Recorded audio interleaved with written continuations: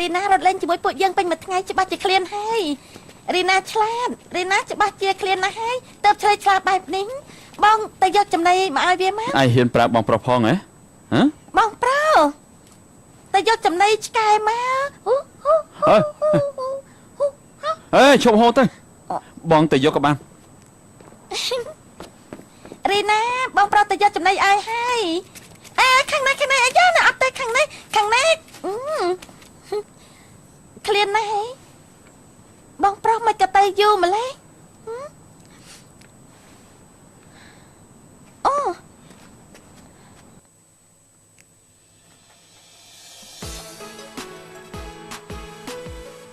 លោកឆា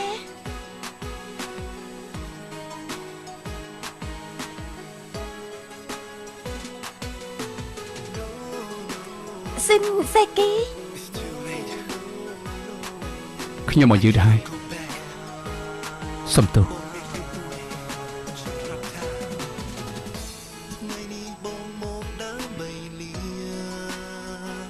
យើងទៅ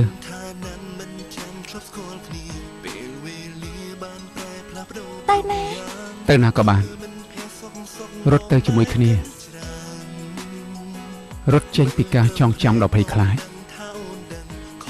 រត់ចេញពីផ្ទះនេះជាមួយគ្នាតែណាជីរត់ផ្លន់ទៅកន្លែងឆ្ងាយណាប៉ុន្តែខ្ញុំអត់មានលេងទេប៉ុន្តែពេលនេះខ្ញុំគ្មានលុយទេខ្ញុំមានហើយលុយរបស់ឆាដូហុន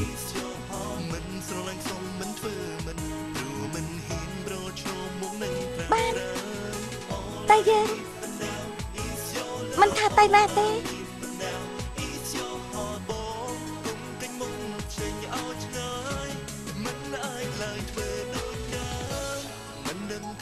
រីអើសេគេចាញ់មកហើយខ្ញុំតែក្រោយជាមួយគេមកផ្លែធ្វើចិនបានថ្ងៃមួយដែលមកជុំស្រឡាញ់កលយាតកចាប់អត់មានគ្រោះថ្នាក់ទេព្រោះខ្ញុំស្គាល់សេគេច្បាស់ហើយធ្លាប់ប្រាប់បង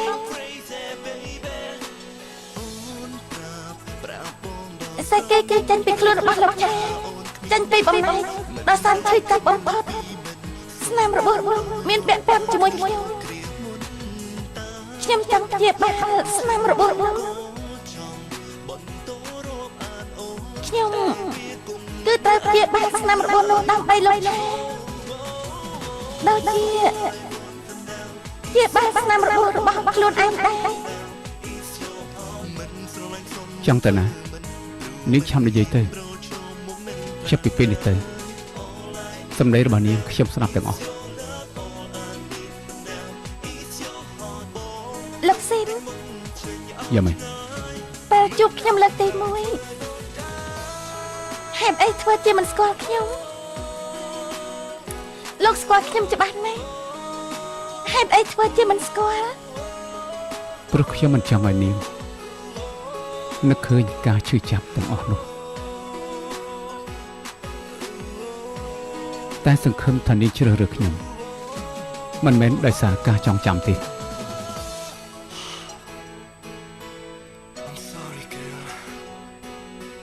នាងចាំបានទាំងអស់ហើយមែនទេមិនក៏លោកដឹងថាខ្ញុំមានការចងចាំឡើងវិញព្រោះថាពេលនេះខ្ញុំនិងឥឡូវនោះមានការចងចាំរួមគ្នាការចងចាំរួមគ្នាលោកឆាដូហុននិងលោកខ្ញុំនិយាយហើយមែនទេនៅចំពោះមុខខ្ញុំកុំរំលឹកពីឥឡូវនោះមិនមែនជាឈ្មោះរបស់គេទេអញ្ចឹងលោកដឹងហើយមែនទេលោកឆាពេលនេះក៏បានដឹងដែរប្រកបណាស់គេដឹងហើយថាហេតុអីខ្លួនឯងរស់ក្នុងនាមជាឆាដូហុនដោយសារទទួលមិនបានទើបបានជាគេរត់ពួនហេតុអីលោកឆារស់នៅក្នុងនាមជាឆាដូហុនប្រាប់ខ្ញុំបានទេ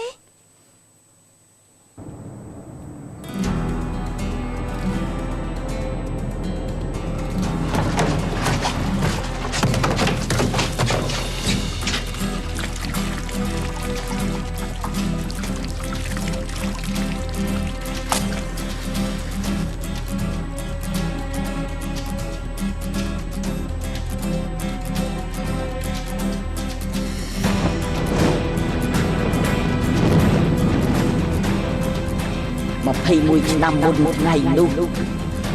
អ្នកដែលដុតភ្លើងគឺជាឯង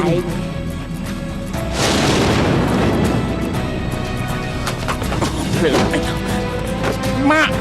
អ្នកមែន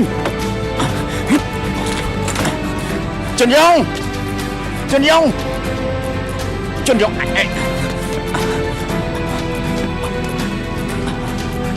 ជន់យងឬមួយ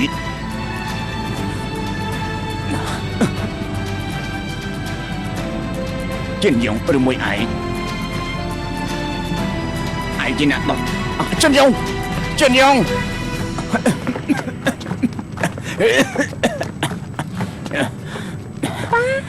ខ្ញុំផង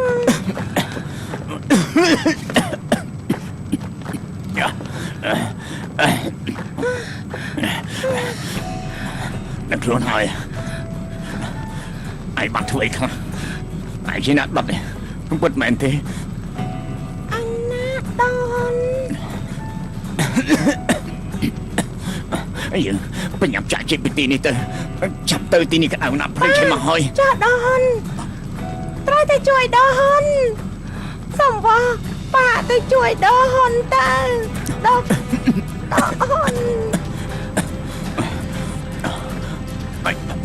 លោកប៉ាជួយដនមុនទៅ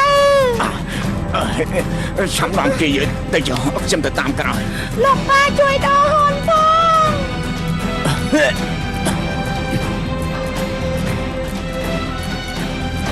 ខ្លួនឯងគ្រប់ពេលថារូបគេមានសងសាហាយតែបេះដូងមិនស្ដាប់ឡើយ អូយតែមានភ្លើងឆេះហើយរត់ នៅខាងក្នុងមានមនុស្សអូលឿនខាងនោះឡើងច្បាស់ ឆាប់ឡើងលឿន ទៅជាមកហើយ ឡើងអូនតូចនេះយ៉ាងម៉េចហើយអូនតូច បានរបស់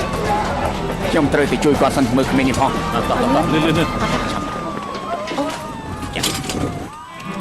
អូនតូចយ៉ាងម៉េចហើយអូនតូចដឹងខ្លួនឡើង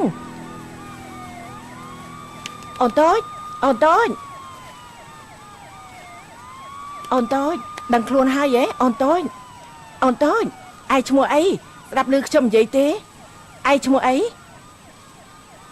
អូនតូចនិយាយមិនចាញ់ហ៎និយាយមិនចាញ់មែនទេឯងឈ្មោះអីឆាដហ៊ុន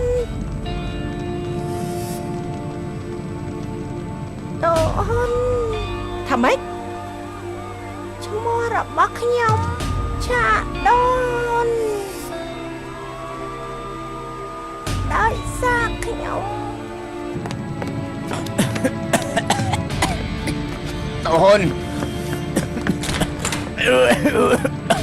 ដូនណាឆាដូហ៊ុន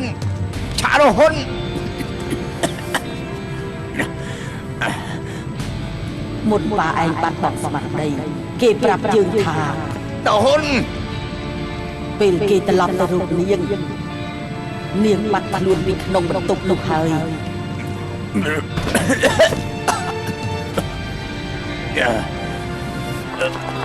លឿនឆាប់ឡើងមានអ្នកជាប់នៅខាងក្នុងទេបានមានអត់តលឿនអត់នេះញាប់ដៃ ក្រោយអគិភ័យប្រហែលថ្ងៃក៏មានសម្បត្តិញ៉ាមកពីមិត្តភ័ក្តិរបស់មីនស៊ូយុនប្រកាសថាកុំឲ្យពួកយើងតាមរកក្មេងស្រីនោះនាងនឹងចិញ្ចឹមក្មេងស្រីនោះដោយខ្លួនឯងជុន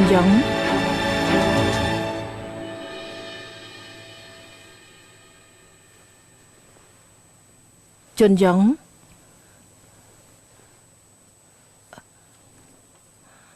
ដូហ៊ុន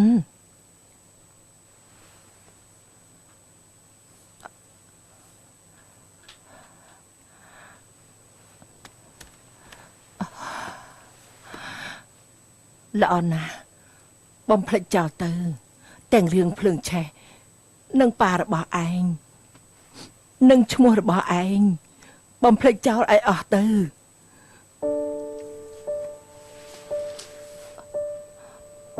ល្អណាស់ពីពេលនេះទៅឯងជាឆាដូហ៊ុន ជាអ្នកស្នងតំណែងសង្ជនគ្រប់តែម្នាក់គត់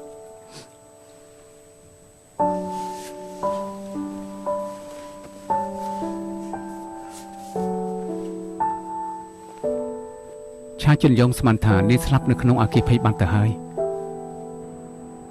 គេនាំយកភាពអស់សង្ឃឹមនិងអារម្មណ៍ខុសឆ្គងបង្កើតជានាងមានចរិតរបស់នាងនៅអាយុ7 ឆ្នាំ អញ្ចឹងណា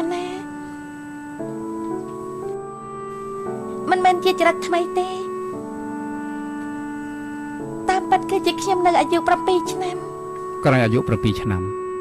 ណានាបានដេកលងលក់រហូតដល់ថ្ងៃជួបនាងម្ដងទៀតហេតុនេះអាឡិតនោះក៏មិនដឹងថាមានណានាដែរ លោកដុតភ្លើងគឺដោយសារខ្ញុំមែនទេ ពិតមែនហើយ ខ្ញុំអាចនឹងស្លាប់ តែសំណាងល្អពេលនេះនាងនៅរស់ គឺដោយសារខ្ញុំ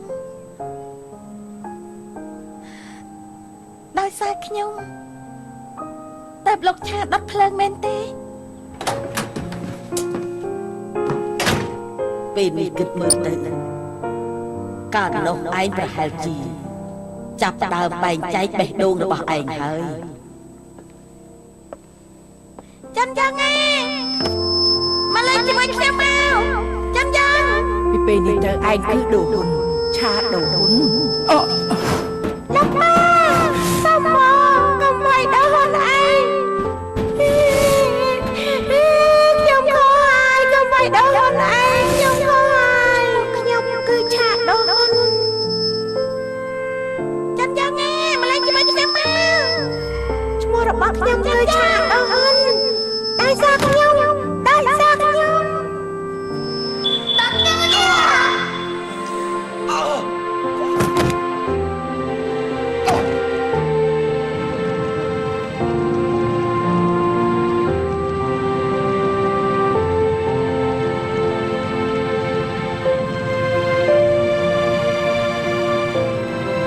កាលនោះគឺឯងមកកាត់ខ្ញុំឡើងមកឲ្យខ្ញុំមកជួយក្មេងស្រីនោះអ្នកជួយក្មេងស្រីនោះគឺជាខ្ញុំ ឈ្មោះរបស់ខ្ញុំគឺឆាដូហ៊ុន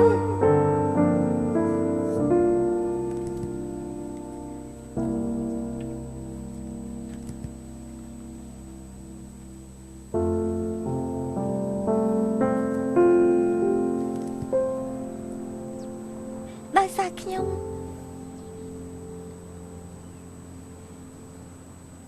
តែលោកឆាមានជំងឺ DID អញ្ចឹងនាងចង់ថាជាកំហុសរបស់ខ្ញុំមែនទេ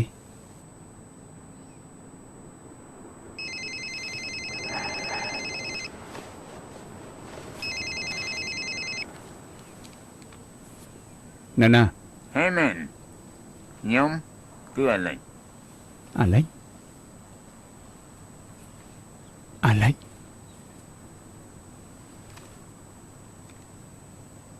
អាចង្រៃនោះមិនក៏នៅរស់ទៀត មានមនុស្សម្នាក់បានសួរដេញដោលពីរឿងរបស់ឯងរហូត ខ្ញុំធុញខ្លាំងណាស់ដឹងទេគេបានយក$50,000មកកវីនៅចំពោះមុខរបស់ខ្ញុំជួបគ្នាសិនទៅតែថាពេលនេះខ្ញុំត្រូវការលុយតែក៏ត្រូវការទុកឲ្យកាយឯងដែរណា ត្រូវតែជួបគ្នាឯងនៅណា $50,000 បាទមែនហើយសំអងអីហ៊ានទៀមទាច្រើនដំឡឹងគេថាមានផតាងសម្ងាត់តាក់ទងជាមួយនឹងលោកឆាដូហ៊ុនហើយគេនឹងលក់ឲ្យពួកយើងទាំងអស់ហើយគេថាផតាងទាំងនោះគឺដូចជាអាវក្រោះរបស់លោកឆាដូហ៊ុនជឿមិនជឿតាមចិត្តតែបើសិន